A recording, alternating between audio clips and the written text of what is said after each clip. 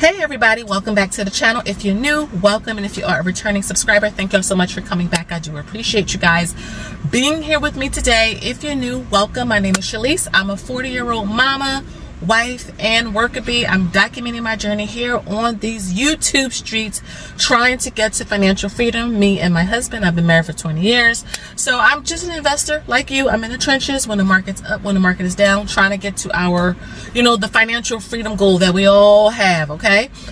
So I'm not a financial advisor or fiduciary. Make sure you do your own research, but take the golden nuggets of what I say, and that way you can get started on your journey. So I got a great question about, if you don't have a pension, if you're not trying to rely on Social Security, right, because you're younger, like you're 45 or under, can you just get to your goal, your financial goal, with just investing? And I wanted to answer this question because the answer is yes, absolutely. You can get to your retirement number by just investing. Most of us, so when I say most of us, I would say under 50 or so have never had a pension.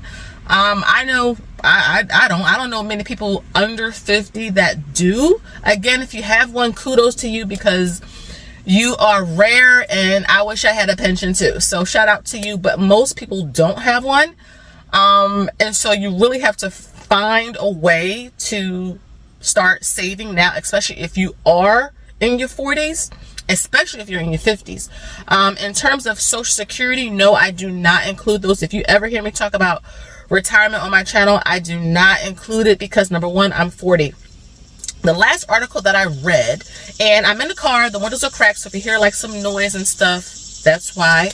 But the last article that I've read talked about the Social Security money running out or getting low by 2035. So 2035 is 10 years from now. So, imagine what your life will be like 10 years from now if you don't do anything in terms of making sure you are putting a little bit of money away for retirement. I was thinking about this earlier today. I'll be 50 in 2035, which is kind of crazy, and Lord willing, of course, but 50 years old, and you may think 10 years is, eons and eons away, but let me tell you, the time goes by so fast. Like, I remember when my daughter was going to 5th grade. She is about to start college. She's already registered in her classes. She already has her dorm room, like the assignment and all of that. Like, that's all ready to go. Like, how do you go from 5th grade to college freshman? But the fact is that time waits for no one. So when we know better, we do better, right? And so you can get to the person who asked that question. Yes, you don't need it. I mean, not to say you don't need Social Security, because I would love for us to get a little something, but I don't want to rely on it, because can you imagine, even if Social Security is around by the time I need it, which is what, in 20 years, can you imagine, number one, how much it'll be? And then if that's all I had, God forbid, I would have to figure out a way to pay my bills just on that. And again, I've been talking to a lot of older folks. There's a lot of great channels here, even on YouTube, that will tell you, if you are younger, and when I say younger, not just in your 20s, I mean, if you're in your 20s, put a little bit away. But if you're in your 30s, if you're in your 40s, if you're in your 50s, your higher earning years through your professional life, you should definitely be putting some money away. Now, if you can't invest every single thing, or max everything out, that is totally fine. When we first started investing, we were not maxing out 401ks, which, side note, this is a balance on your screen of the current 401k.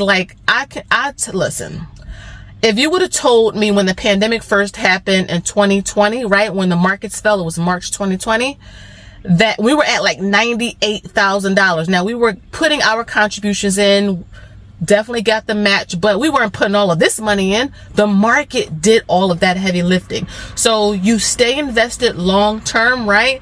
Because that's where compound interest. And always ask yourself, in these economic declines, who is always coming out on top, right? It's the 1%.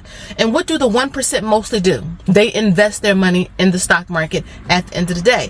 So though you may not get or have as much as they, something is always better than nothing, right? It can go with Social Security. But one of the things that I do is, like I said, I don't add the pension. I don't add Social Security. I just try to focus on what my husband and I can do in our own power. And then anything we get in terms of Social Security would be like, you know, a cherry on top, if that makes sense. But it can be challenging and hard, because if you're new, you're like, where do I start? I have an entire beginner investing playlist. I can't stress that enough. An entire beginning investing playlist that has what is a Roth IRA, what is a 401k, what is an HSA. Those videos don't get a lot of views, right? SCHD gets a ton of views because it's a very popular ETF. We have a lot of money in SCHG, etc. Oh, you hear the ambulance? But the how-to videos is also so important to watch, because you'll understand what the accounts are, limitations to your income, contribution limits, how they work, etc. So those are also important.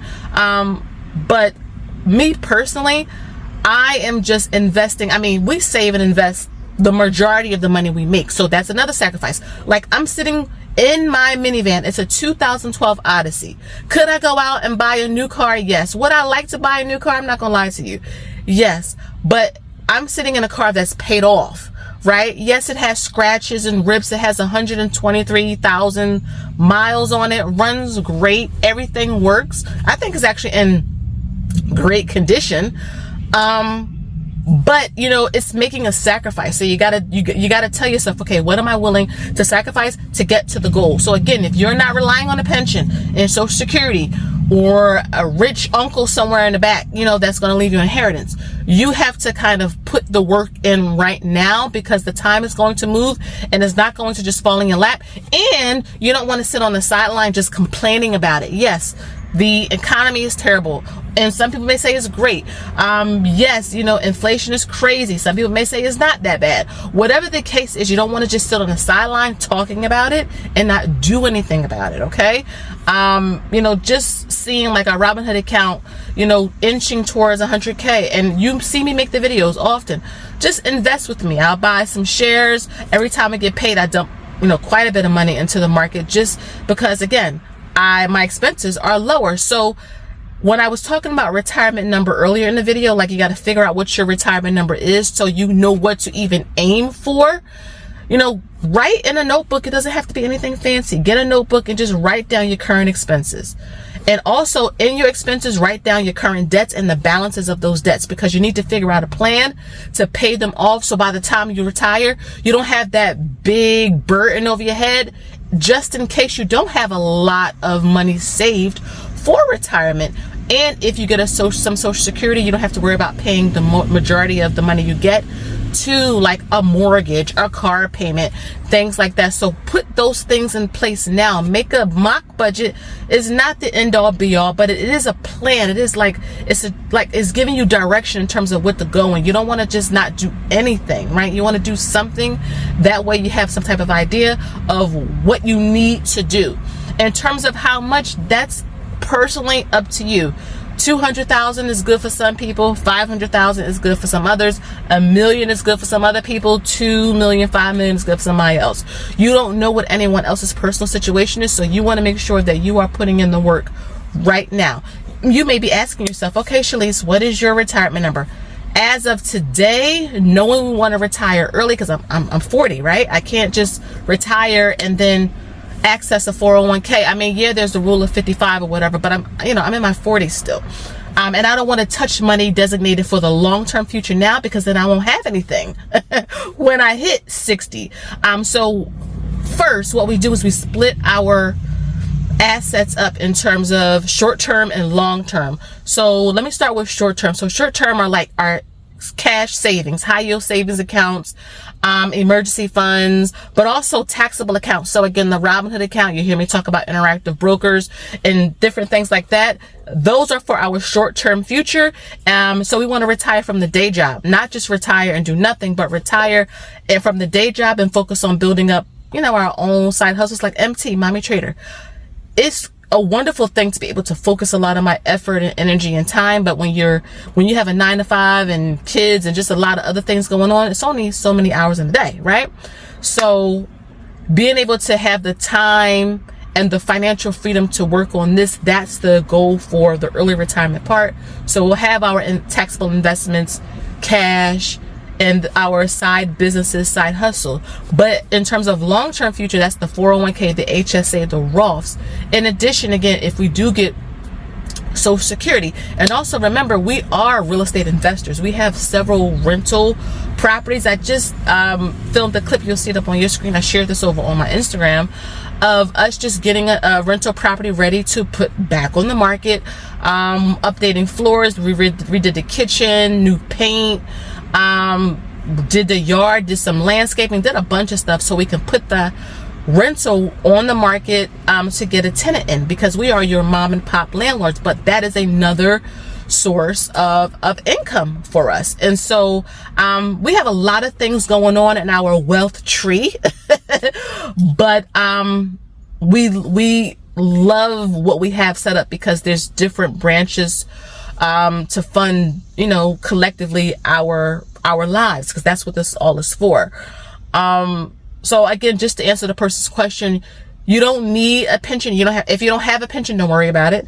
If you don't want to rely on Social Security, or you're younger and you're concerned it won't be there, okay, then you can actually formulate a plan now so that you can have something. Again, you don't have to aim for $1 million if that's not what you need. You don't know what you need unless you create a mock budget, and you can times your mock budget by, 12 months, so you can get a year, and then you times that year by 25, just so that you can cover yourself for at least 25 years, and you know what your number will be.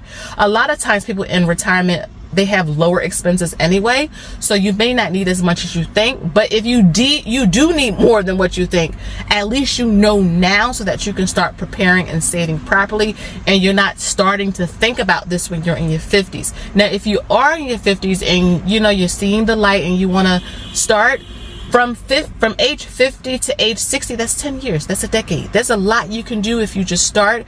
Now, you're going to have to make some sacrifices, like I talked about earlier, by putting a lot of money in, but it is, you can do a little something in a decade.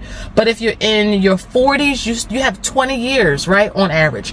If you're in your 30s, a long time. So again, try to invest something. Fractional shares are a beautiful thing, because you can put in $2, $5, $10. We are doing our $1 a day investing challenge. DGRO is the majority pick that most of you voted on, or just put money into whatever you want to put money in. The idea is to be consistent and to actually do it, right? We don't want to wake up and it's December and we didn't do anything regarding our financial goals. We don't want to make any excuses. You see my shirt?